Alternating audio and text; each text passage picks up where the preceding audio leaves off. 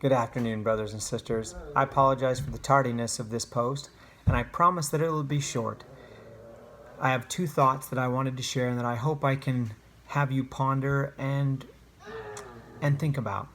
First, with everything that's going on in our society now, I think this is very pertinent, is how can we be a positive influence in our communities? In Alma chapter 2, what happened? Amalekite started to come and wanted to be a king. He forced his hand. He was pushy. He said, I'm going to be better. He got a bunch of followers. And they started pushing that he be their king, that he was going to be their ruler.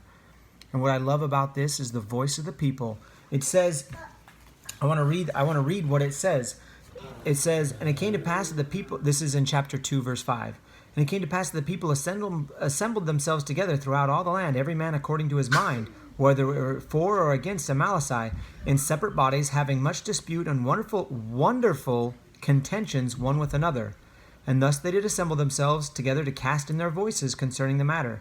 And they were laid before the judges. And it came to pass that the voice of the people came against Amalekite, that he was not made king over the people. So they came together. They argued, they disputed, they contended a little bit, debated. And in the end, they chose not to make him their king. We have a lot of civil and a lot of things going on in our community right now.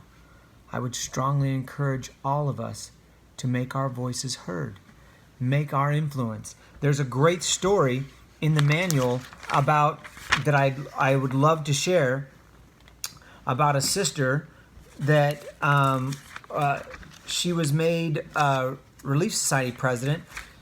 And her name was Sister Belle S. Spafford. It was called as Relief Society General President in 1945. And she was invited to attend a meeting of a prominent National Women's Council. Relief Society general leaders had been members of this council for many years, but they felt they had recently been treated poorly by the council. After discussion with their counselors, Sister Spafford recommended to President George Albert Smith, the president of the church, that the Relief Society should terminate its membership in the council. As they discussed the recommendation, Sister Spafford said, "You know, President Smith, we don't get anything from the council." She later recounted, "The president looked at me with surprise. He said, 'Sister Spafford, do you always think in terms of what you get? Don't you think it is well at times to think in terms of what you have to give?'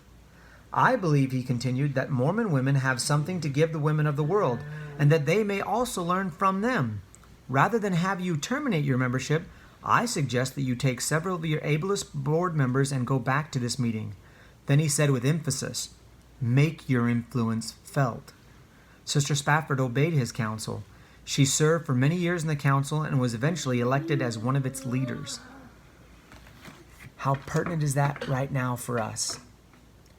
Second point, it's like I said, this will be very brief. These are two matters that I'd like you to ponder and think how you can make your voice known and be an influence for good in your community, our community.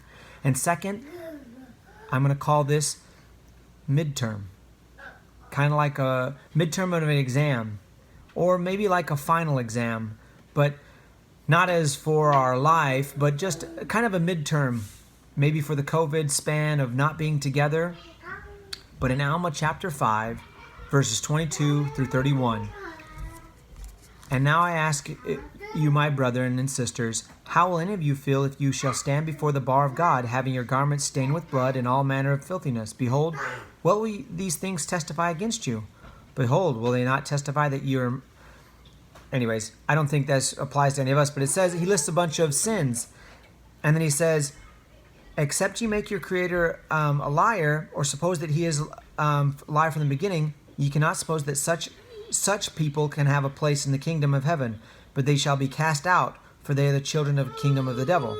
And now behold," this is verse 26, "I say unto you, my brethren, if ye have experienced a change of heart, and if you have felt to sing the song of redeeming love, I would ask, can you feel so now?" So your midterm exam is, can you feel so now? Are you still burning passionately about the gospel, even in our COVID-19 state? Have you walked, keeping yourselves blameless before God? Could you say, if you were called to die at this time within yourselves, that ye have been sufficiently humble, that your garments have been cleansed and made white through the blood of Christ, who will come to redeem his people from their sins? Behold, are you stripped of pride? I say unto you, if you're not prepared to meet God. And it keeps going through to 31. Please read these. Take the quiz. Take the midterm. See how you're doing. I hope you're doing well. I hope that we all are.